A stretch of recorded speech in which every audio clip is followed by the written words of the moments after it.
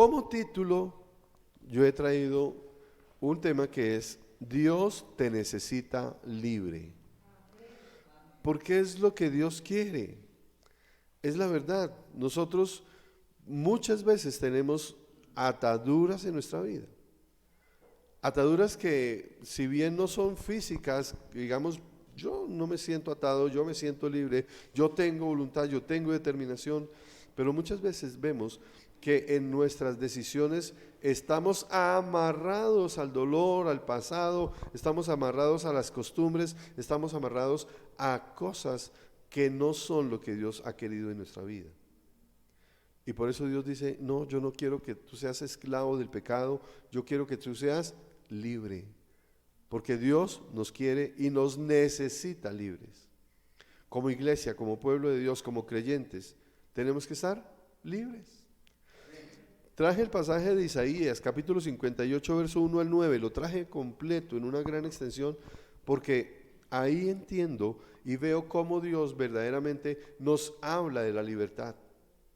En esta oportunidad lo hace a través del ayuno, pero no solamente es el ayuno lo que Dios quiere, sino también nuestra vida cotidiana, nuestros actos cotidianos que sean libres y que nosotros verdaderamente podamos avanzar en el propósito, en la buena vida que Dios quiere que nosotros vivamos y tengamos. Isaías 58, 1 al 9.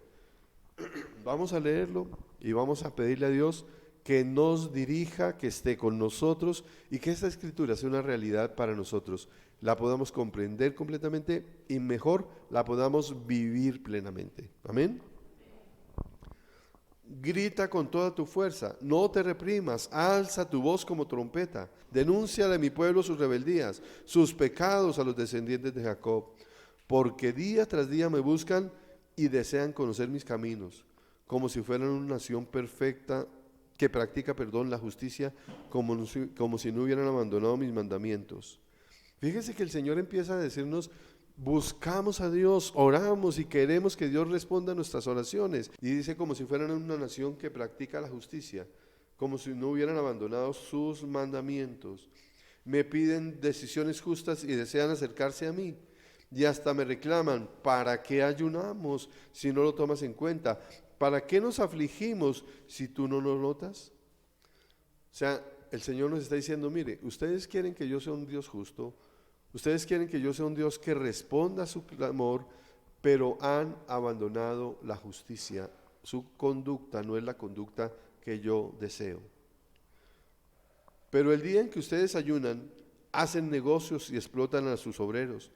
Ustedes solo ayunan para pelear y reñir, para darse puñetazos a mansalva. Si quieren que el cielo atienda sus ruegos, ayunen, pero no como hasta ahora lo hacen. ¿Acaso el ayuno que yo he escogido es solo un día para que el hombre se mortifique y solo para que incline su cabeza como un junco o haga duelo y se cubra de ceniza? ¿A eso llaman ustedes días de ayuno y día aceptable del Señor? Y el verso 6 en adelante nos dice qué es lo que verdaderamente quiere Dios de nosotros, y no solamente del ayuno, sino de nuestra vida en general. El ayuno que he escogido no es más bien romper las cadenas de injusticia y desatar las correas del yugo, poner en libertad a los oprimidos y romper toda atadura. ¿No es acaso el ayuno compartir el pan con el hambriento y el refugio y dar refugio a los pobres sin techo y vestir al desnudo y no dejar de lado a tus semejantes? Si así procedes, dice la palabra, tu luz despuntará como la aurora y al instante llegará tu sanidad, tu justicia te abrirá el camino y la gloria del Señor te seguirá. Llamarás al Señor y Él te responderá, pedirás ayuda y Él dirá, aquí estoy. Amén. Oremos para que Dios nos dirija en su palabra. Padre del cielo, invocamos tu nombre y tu palabra. Y te pedimos, Dios y Rey, que hoy nos hables claramente sobre el estar libres, lo que tú necesitas, libertad en nuestra vida. Disponemos nuestra mente y nuestro corazón para escucharte. Invocamos tu nombre y tu presencia para que estés con nosotros. Y te clamamos, Señor, para que tu palabra, Señor, no solamente quede grabada en nuestra mente y nuestro corazón, sino que sea puesta en práctica, para que edifiquemos nuestra vida en Cristo, como tú nos enseñas. Te lo pedimos en el nombre que es sobre todo nombre, en el nombre de Jesús. Amén y amén. Fíjese que el Señor nos dice que nosotros debemos romper yugos, cadenas, salir de prisiones emocionales que tenemos, de prisiones de conductas que tenemos. Nos dice que nuestra vida y nuestro comportamiento debe ser diferente al que generalmente muestra la gente cuando simplemente le pide a Dios que haga justicia, pero él mismo dentro de su vida no es una persona que obra con rectitud. Y Dios siempre nos pide que caminemos en el propósito de Dios. Pero para caminar en el propósito de Dios tenemos que estar libres. Tenemos que estar completamente libres. Ahora, este pasaje del ayuno me gusta, ¿por qué? Porque nos remarca verdaderamente lo que pasa en el contexto general de nuestra vida. Le pedimos a Dios bendición, le pedimos a Dios que mueva su mano, pero no estamos revisando nuestra manera de ser y nuestra manera de actuar, que es fundamental en nuestra vida. Es fundamental. Sin obediencia no vamos a recibir nada de Dios. Recibimos misericordia.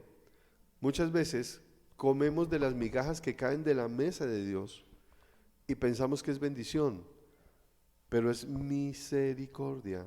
Cuando estamos invitados al banquete, nosotros tenemos un puesto en la mesa, pero no lo vemos así porque seguimos muchas veces atados en esas viejas costumbres que tenemos y que nos llevan a caminar fuera del propósito de Dios. Hay también en el Evangelio de Marcos un episodio que me parece a mí es hermoso, maravilloso, de cómo Dios quiere traer libertad sobre nuestra vida.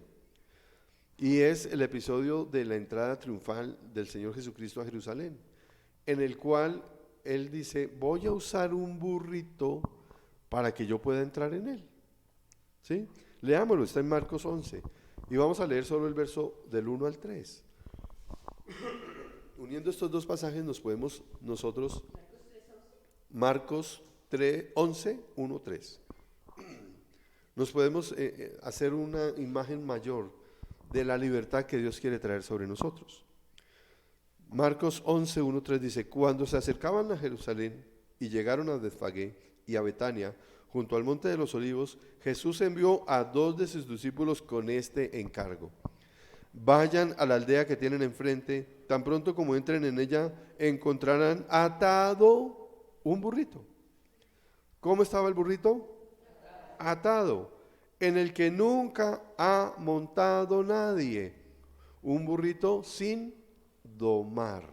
¿Sí o no? Desátenlo y tráiganlo acá. Y si alguien les dice, ¿por qué hacen esto? Díganle, el Señor lo necesita y enseguida lo devolverá. ¿Cómo necesita Dios al burrito? Libre, desatado. Lo mismo que nos dice del ayuno. ¿Acaso el ayuno no es romper yugos? ¿Acaso el ayuno no es romper cadenas? ¿Acaso el ayuno no es desatar las ataduras que tenemos nosotros en nuestra vida y en nuestro corazón? ¿Cómo le podemos servir a Dios atados? ¿Cómo podríamos servirle a Dios atados? Y fíjese que el burrito es usado ¿para qué?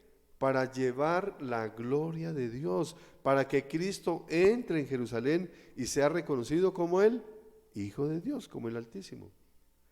Yo encuentro una gran similitud entre esa necesidad y nuestra vida, porque la vida de cada uno de nosotros, ¿para qué está dada? Para mostrar la gloria de Dios, tal como lo dice Nidia. Para llevar la gloria de Dios, para que vean a Cristo en nosotros, para que seamos usados, valga el ejemplo, perdón, como un instrumento de Dios para llevar su gloria. Pero también, igual que aquel burrito, nos necesita libres. Atados no le servimos a Dios. Por eso muchas veces nuestra vida está entre el dolor y el amor, entre el resultado y el fracaso, entre el que avanzo y me quedo. Porque luchamos y luchamos y luchamos, pero como todavía tenemos nuestro corazón atado a algunas cosas, pues estamos perdiendo muchas veces las batallas. Dios quiere desatarnos. Dios quiere desatarnos. Y el ejemplo del burrito es un ejemplo, a mí me parece muy lindo, porque muestra dos cosas importantes. Por un lado, una característica del burro es su necedad. ¿Sí o no? Eso es lo que generalmente la gente dice, este sí es bien burro. Hablando de la necedad de una persona. ¿Será que el corazón del hombre no es necio? Pero cuando el burrito es desatado y usado por Dios, otra característica que se encuentra en los burritos es la humildad, ¿o no? Pasa de la necedad a la humildad. Dos elementos importantes en nuestra vida: abandonar la necedad y vivir en humildad, de manera que esto puede reflejar nuestro corazón. Dios quiere corazones libres. Dios quiere corazones desatados. Dios quiere corazones dispuestos a servir y a llevar su gloria a las naciones. Y cuando hablamos de las naciones, no estamos hablando únicamente de países diferentes, estamos hablando de personas diferentes que necesitan conocer a Dios, que están alrededor de nosotros. Dios te necesita libre. Amén. ¿Quieres ser libre? Amén. ¿Queremos servirle a Dios? Amén. Nuestra vida está llamada a servir a Dios. Y no estoy hablando necesariamente de ministerios al interior de la iglesia. No estoy hablando de eso. Que habrá personas que tienen un llamado para un ministerio interior. Sí, claro que sí. Pero su vida, la vida de todo creyente, tiene que ser útil para Dios. No hay creyente que tenga un papel intrascendente en el evangelio. No hay creyente. Todos somos luz en medio de tinieblas. Todos somos útiles al reino de los cielos. Todos somos usados por Dios. Dios quiere desatarnos. Acompáñeme a Efesios capítulo 2, verso 1 y 3. Ahí es donde Dios nos muestra las ataduras y el resultado después de lo que Él hace en nuestra vida. Efesios 2, 1, 3. En otro tiempo, ustedes estaban muertos en sus transgresiones y pecados, en los cuales andaban conforme a los poderes de este mundo, se conducían según el que gobierna las tinieblas, según el Espíritu que ahora ejerce su poder sobre los que viven en la desobediencia. En ese tiempo también nosotros vivíamos como ellos, impulsados por nuestros deseos pecaminosos, siguiendo nuestra propia voluntad y nuestros propios propósitos. Como los demás, éramos por naturaleza objeto de la ira de Dios. ¿Cuáles son las ataduras? Y aquí podemos entender, dice, impulsados por nuestros deseos pecaminosos, y está hablando de los deseos de la carne. Está hablando de nuestras propias decisiones en las cuales no tomamos en cuenta a Dios, sino que queremos caminar absolutamente inmersos en la voluntad humana, en nuestro criterio como personas naturales únicamente, desconociendo a Dios en todo sentido. Y yo quiero aquí hacer una acotación. ¿En qué sentido? Que no siempre estamos hablando de abandonar a Dios y cambiarlo por el pecado absoluto o por el pecado desbordante o por una vida absolutamente inmoral y pecaminosa. No necesariamente. Estamos hablando también de aquellas personas que caminan sin Dios en su corazón, aun cuando su conducta sea una conducta correcta, moralmente correcta. Pero estas personas que caminan sin Dios con una conducta moralmente correcta, ¿tienen salvación o no tienen salvación? ¿Qué opina usted? Y vale la pena que lo podamos ver acá.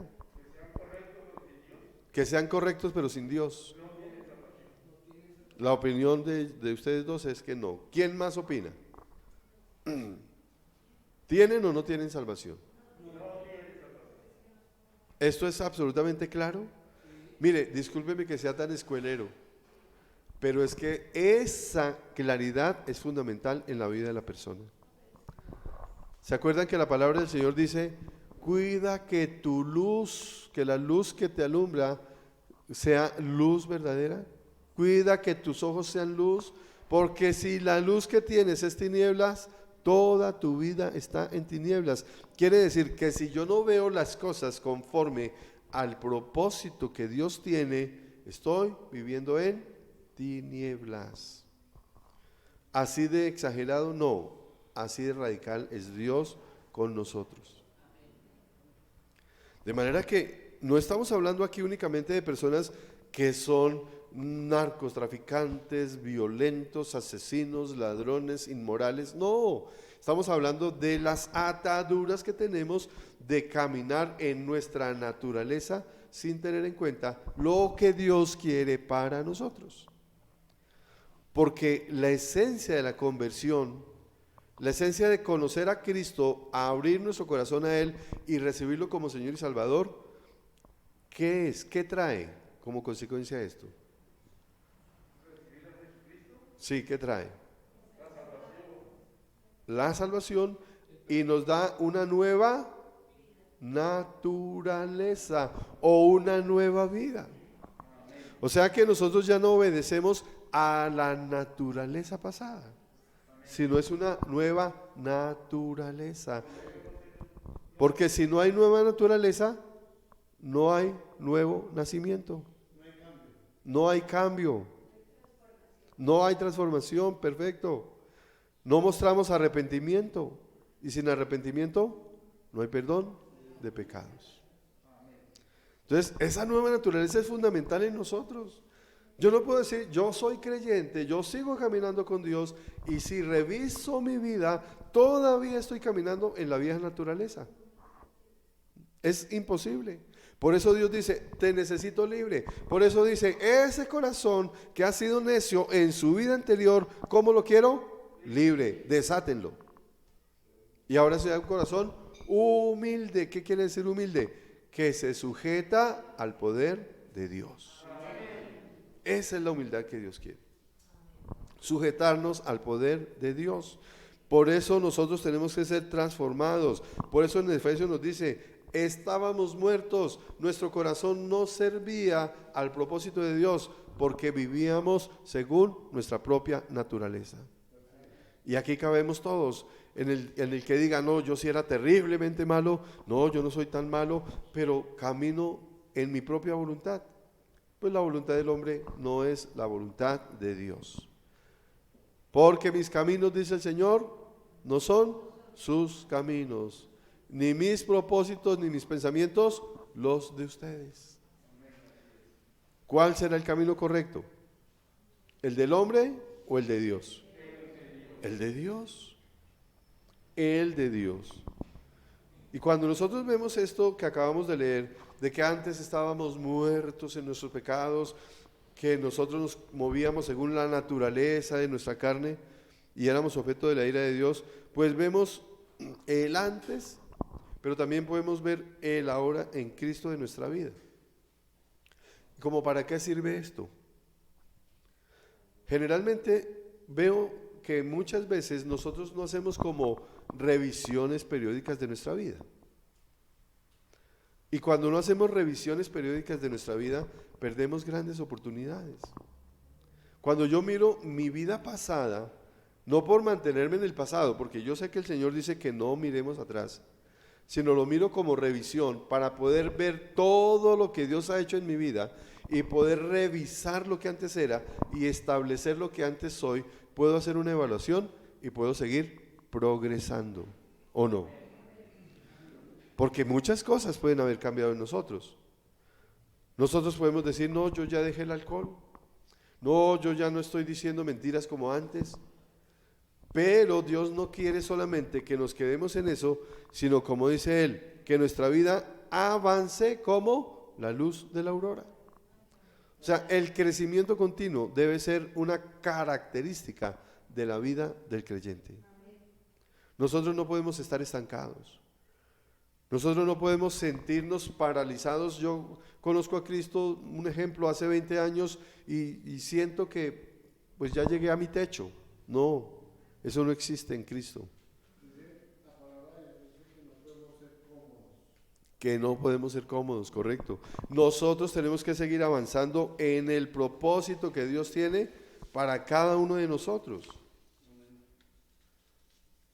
¿Y cómo yo puedo evaluar mi vida y ser transformado en mi vida?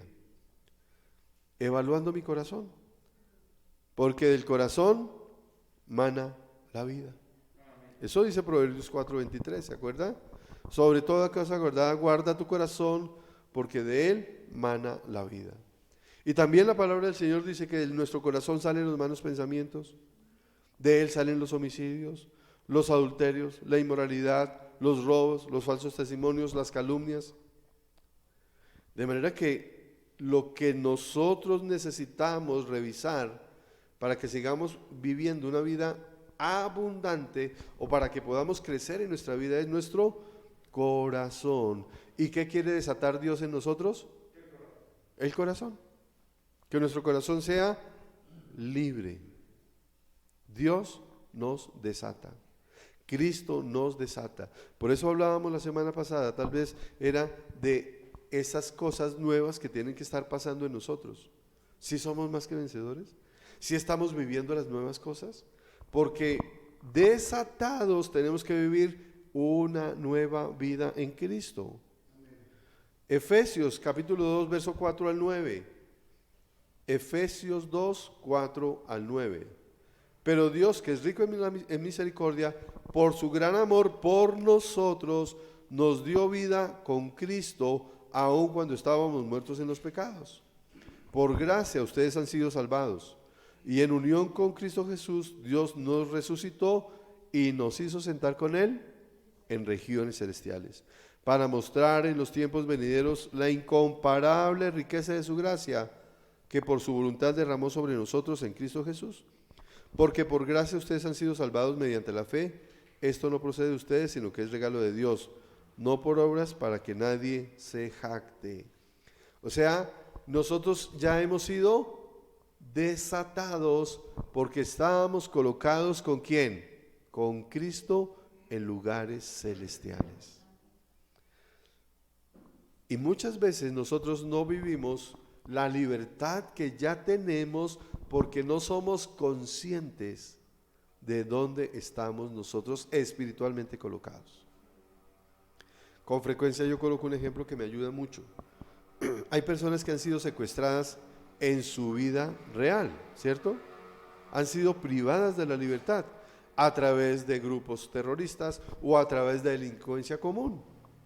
Han sido sometidos a grandes, a situaciones muy difíciles, a extremo dolor, a peligro. Y muchas de esas personas que han sido secuestradas, pero que hoy gozan de libertad, bien porque el ejército los liberó, o porque la policía los liberó, o porque pagaron el rescate y fueron liberados, emocionalmente, ¿cómo viven sus vidas? Muchos de ellos, todavía en temor, todavía en desconfianza, atadas. Pero ¿están viviendo realmente en atadura? ¿Todavía están secuestrados? No, ellos no son conscientes de la posición que tienen. Desde el punto de vista espiritual, a nosotros muchas veces nos pasa lo mismo. ¿En dónde estamos sentados nosotros? En regiones celestiales, acabamos de leerlo. Perdóneme, ¿la palabra de Dios involucra alguna mentira? No, cuando Dios dice que Él nos libró y por su gran amor y misericordia junto con Cristo nos trajo y nos colocó en lugares celestiales, ¿en dónde estamos espiritualmente? En lugares celestiales. Y esto es algo que tiene que ser una realidad en nosotros. Por eso muchas veces la iglesia no tiene el poder espiritual que tiene, porque no asume los lugares y la espiritualidad y no asume la posición espiritual que Dios nos ha dado. Y seguimos derrotados.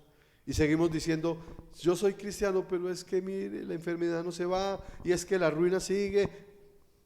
Porque no tomamos y no asumimos con responsabilidad y criterio y poder y autoridad la situación que Dios ya hizo en la cruz del Calvario. Porque en la cruz del Calvario Él rompió el dominio de Satanás sobre nuestra vida. O sea, nosotros podemos vivir libres. Él nos libera, Él pagó el precio de nosotros. Usted ya recibió justicia en Cristo. Usted ya no está condenado a muerte por el pecado, porque ¿quién pagó por usted? Cristo pagó por mí. Y tenemos que asumir esa posición espiritual. Señor, yo estoy sentado en regiones celestiales y cualquier circunstancia que venga sobre mi vida es una circunstancia por la cual yo tengo victoria, porque en Cristo somos más que vencedores. Ahí se vuelve realidad esa frase: estoy sentado en lugares celestiales. Señor, tu palabra dice que la oración del justo es poderosa y eficaz. Y usted está sentado en lugares celestiales. ¿Quiere decir que usted está justificado o no? Sí, luego usted es justo y su oración es poderosa y eficaz. Y todo monte que se levante contra usted será echado al mar, cuando usted en fe lo declara. Pero tiene que vivirlo, tiene que creerlo, tiene que declararlo, porque si no, no va a ser una realidad. ¿Se acuerda lo que le decía el Señor a los apóstoles? ¿Por qué tienen tan poca fe? Si tuvieran fe como un grano de mostaza. No sé si todos hemos tenido la oportunidad de ver un grano de mostaza físicamente. ¿Sí o no? Al que no lo ha visto, haga de cuenta ver una cabeza de alfiler. ¿Muy grande el grano? Un grano de arena. Eso. Entonces, esa es la dimensión de la fe. No estoy hablando de que Dios quiere una fe pequeña. Estoy hablando de que no se trata de tamaño, se trata de confianza en Dios, en la palabra de Dios, en creer que su posición es la que Dios dice a través de su palabra, porque la palabra de Dios es verdad. Debemos nosotros caminar en la verdad de Cristo, como hogares, como personas, como sociedad. En todo debemos nosotros caminar como Cristo dice que nosotros somos. Si usted ha abierto su corazón a Cristo, si usted lo ha reconocido como Señor y Salvador, si usted ha reconocido su pecado y ha recibido la sangre de Cristo como pago por su pecado, usted está sentado en lugares celestiales. Amén. Sentado en lugares celestiales. Cuéntenme qué pasó. Que hay un grano de mostaza. Ven, una cabeza de alfiler es mucho más chiquita, pero ese es grande. Puede mostrárselo a las personas. Es que está creciendo. Nuestra posición es de libertad. Muchas veces.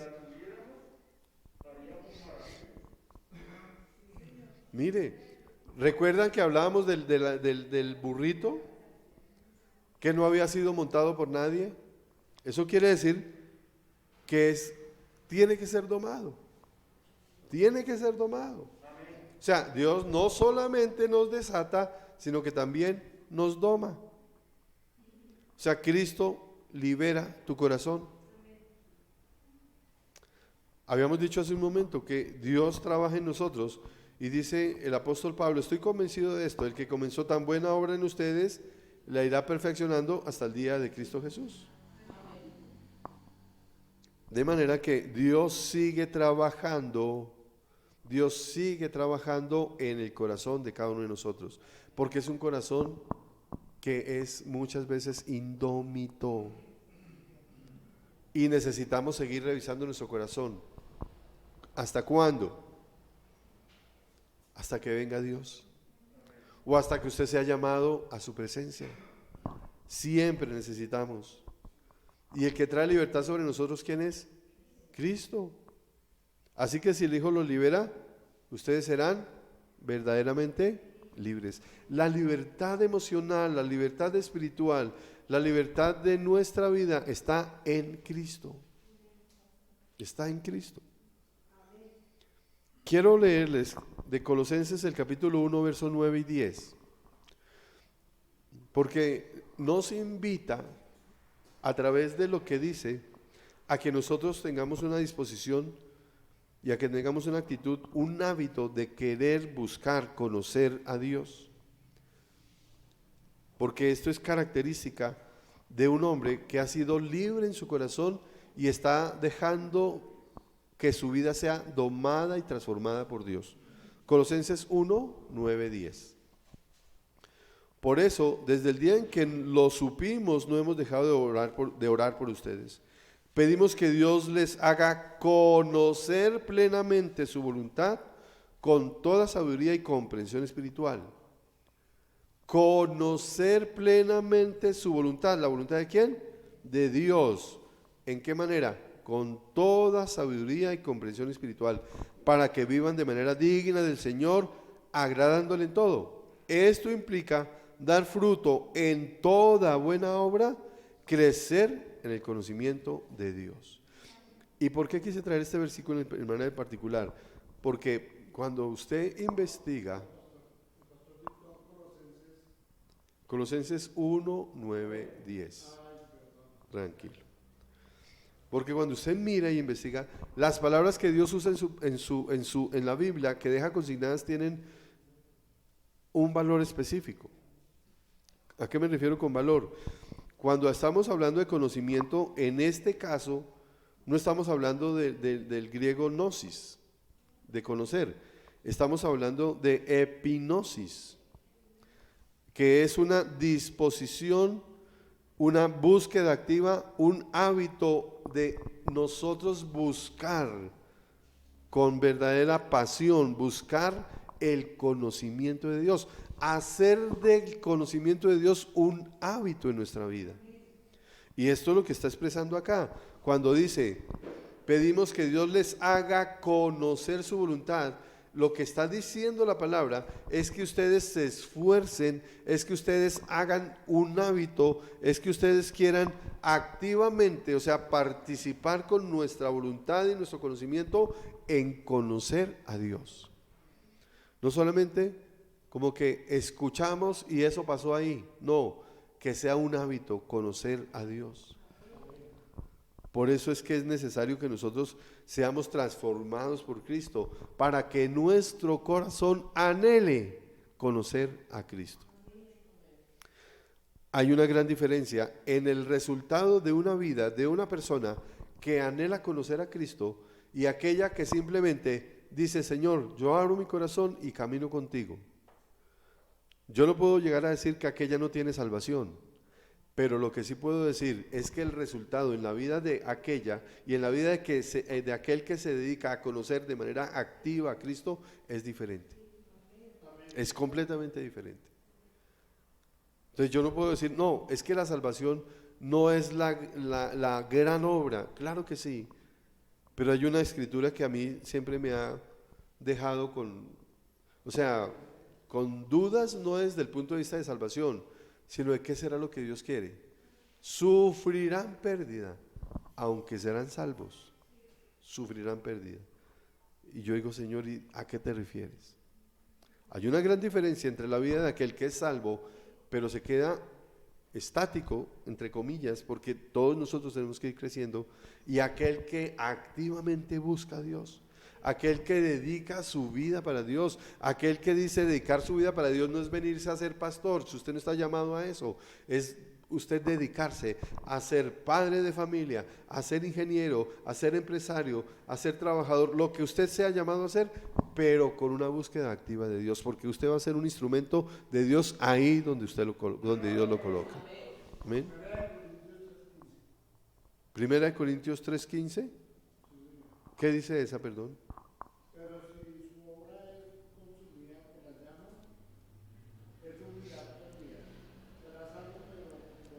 Ah, ok.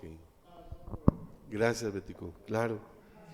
Fíjese que nosotros estamos llamados a que nuestro corazón no solamente sea libre, sino domado por Dios, transformado por Dios, útil para el servicio de Dios. Amén. Cristo transforma nuestro corazón Él es el que transforma nuestro corazón.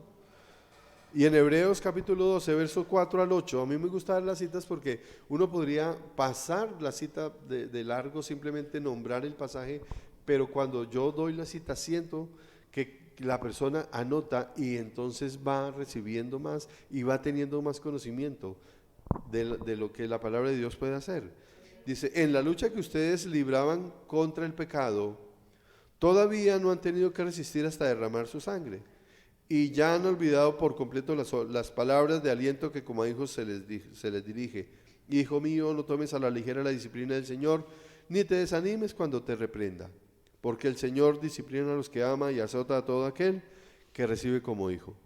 Lo que soportan es para su disciplina, pues Dios los está tratando como hijos. ¿Qué hijo hay a quien el Padre no disciplina? Si a ustedes se les deja sin la disciplina que todos reciben, entonces serían bastardos y no hijos legítimos. ¿Para qué traigo el pasaje? Para que nosotros podamos entender que las dificultades que pasamos se trata de que Dios está domando nuestro corazón. Nos está haciendo disciplinados porque nos ama. Y recuerde que dice que todo nos ayuda para bien. Esto es, a los que hemos sido llamados conforme al propósito de Dios. De manera que las circunstancias difíciles que usted esté pasando, si son por parte de Dios, son para su bendición. Y aquí tenemos que también hacer una especie de paréntesis, porque podríamos diferenciar entre lo que Dios trae a mi vida para disciplina y la necedad de mi corazón que lo mete por caminos desastrosos, lo lleva por desiertos, por sequedales, pero que no necesariamente son el propósito de Dios. Y ahí tenemos nosotros que empezar a entender, Señor, ¿esta prueba es por mi necedad o es porque tú me estás enseñando? Porque muchas pruebas vienen a mi corazón, a mi vida, por necedad. Porque simplemente yo sé que este es el camino, pero quiero tomar un atajo. Y quiero desviarme del propósito de Dios y ganarle a Dios, llegar más rápido. Y no funciona así. Las cosas con Dios no funcionan de esa manera. Entrégale tu corazón a Cristo, porque Él te necesita libre, pero te necesita humilde, dispuesto. Te necesita listo para que Él haga en ti la obra que tiene que hacer. No es suficiente solo la libertad, es necesario también que nuestro corazón esté dispuesto para Cristo. Porque Él va a usar tu corazón. Tu corazón es importante. La vida de cada uno de nosotros es importante para Dios. Nosotros no podemos dejar de lado el propósito que Dios tiene para la iglesia en general. Una conclusión que generalmente se da cuando estamos en reuniones de ministerios, de personas que amamos a Dios, es que el resultado de la vida de cada nación, no solo de Colombia, de cada nación, es el reflejo de la iglesia. Usted en la sociedad ve reflejada la iglesia. Y cuando usted dice, oiga, esta sociedad no está respetando el propósito de Dios, quiere decir que la iglesia no está cumpliendo el propósito que Dios quiere. Duro, pero verdad. ¿O no? Si nosotros estuviéramos llevando la transformación que necesitamos a nuestros niños, a nuestros jóvenes, si nosotros mismos como adultos estuviéramos siendo transformados, si los mayores estuvieran siendo transformados por la palabra de Dios, ¿la sociedad sería diferente o no? Claro que sí. Pero pastor, yo no tengo la culpa de que haya gente que sale y haga revuelta. No, yo sé que usted no tiene la culpa, pero si usted cumple con su función y aquel con su función y aquel con su función, la luz de Dios alumbra la vida de cada uno de nosotros. Sí, Señor.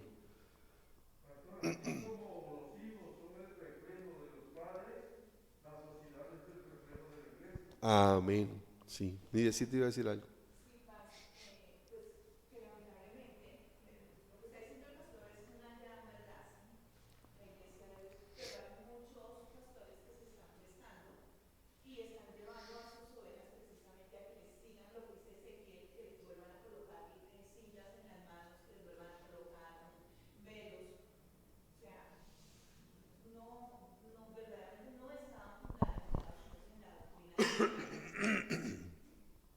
Desafortunadamente es verdad. Desafortunadamente es verdad, y la palabra de Dios lo dice. Cuando usted lee la palabra, dice: en los últimos tiempos vendrán engañadores que solo llenarán su corazón de las novelerías que quieren oír. Iglesia, estamos en tiempos difíciles. Eso hace necesario que cada vez nosotros seamos mucho más certeros en nuestro caminar con Dios. Porque lo que yo le aseguro es que ninguno quiere llevarse la sorpresa de llegar a la presencia de Dios y que le diga: apártese de mí, hacedor de maldad. Nunca lo conocí. Señor, pero yo estaba todos los domingos. Señor, pero yo fui usado para sanidad. Pero el Señor dice: nunca te conocí. Entonces nosotros tenemos que asegurarnos del camino que nosotros estamos tomando. Tenemos que asegurarnos de que Dios sí está usando nuestro corazón, porque no son las señales, perdóneme, no son las señales las que muestran que estamos en el camino correcto. No son las señales las que muestran. ¿A qué me refiero con esto? Muchas veces podemos ver nosotros sanidades,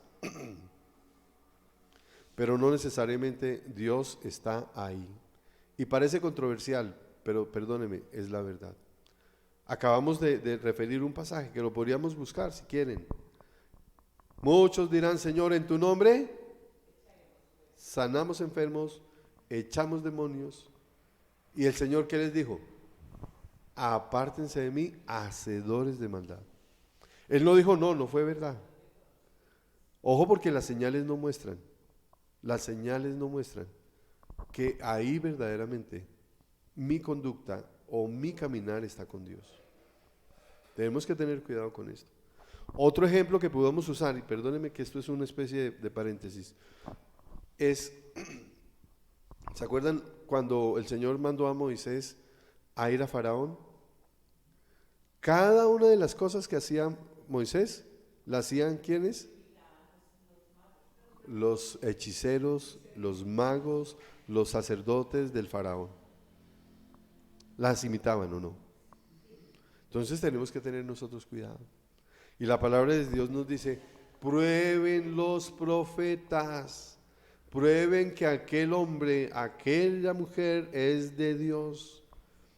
Pídanle a Dios sabiduría para conocer. Y la única manera es conocer la palabra y tener relación íntima con Dios. Amén. De manera que Dios sí necesita corazones dispuestos. Dios sí necesita corazones que quieran verdaderamente llevarlo. Dios sí necesita corazones que digan: Señor, no importa, yo no soy llamado a un ministerio de iglesia, pero sí estoy llamado a llevar tu gloria. Busque primeramente el reino de Dios y su justicia. Establezca el reino de Dios aquí en la tierra. Eso es un llamado a todos nosotros. Efesios capítulo 2, verso 10. Porque somos hechura de Dios, creados en Cristo Jesús para buenas obras, las cuales Dios dispuso de antemano a fin de que las pongamos en práctica.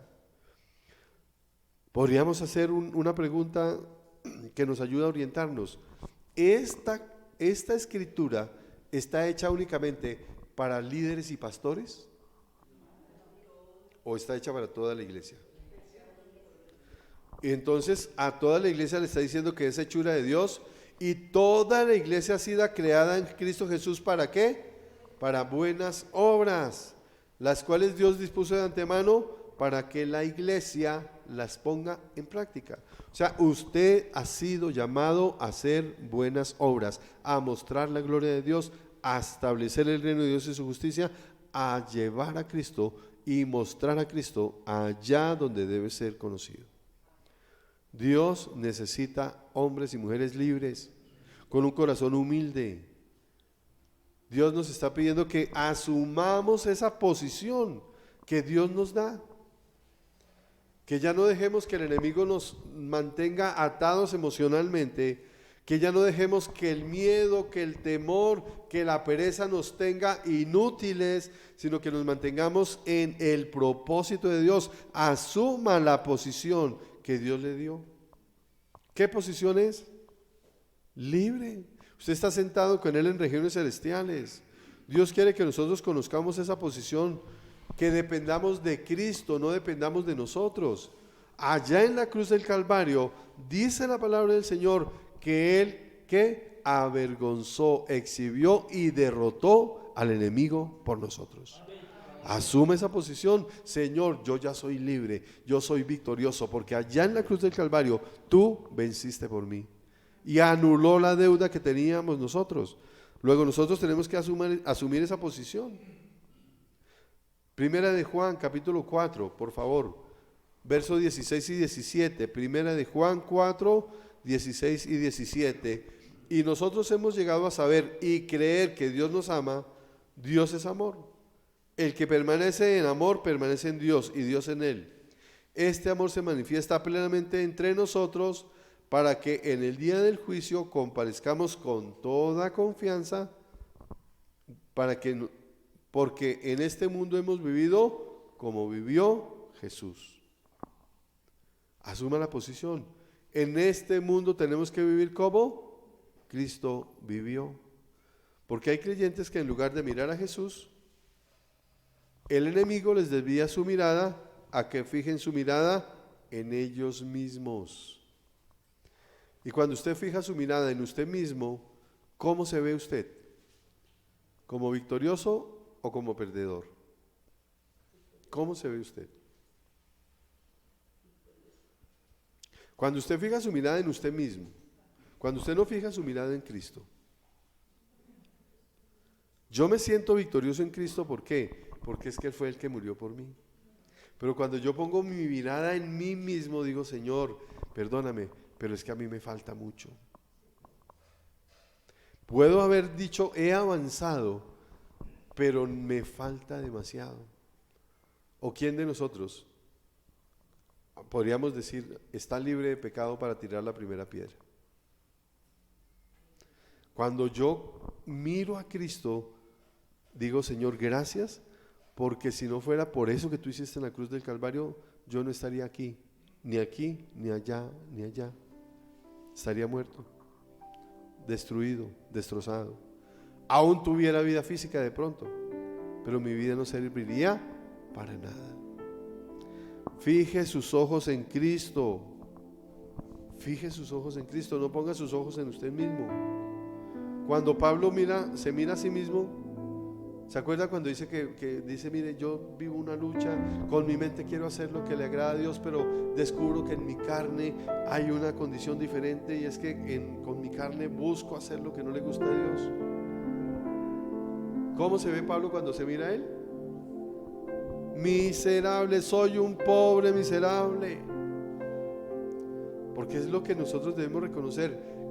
Nosotros, por nuestra manera de ser, somos lo que el apóstol Pablo nos enseña a entender. Soy un pobre miserable.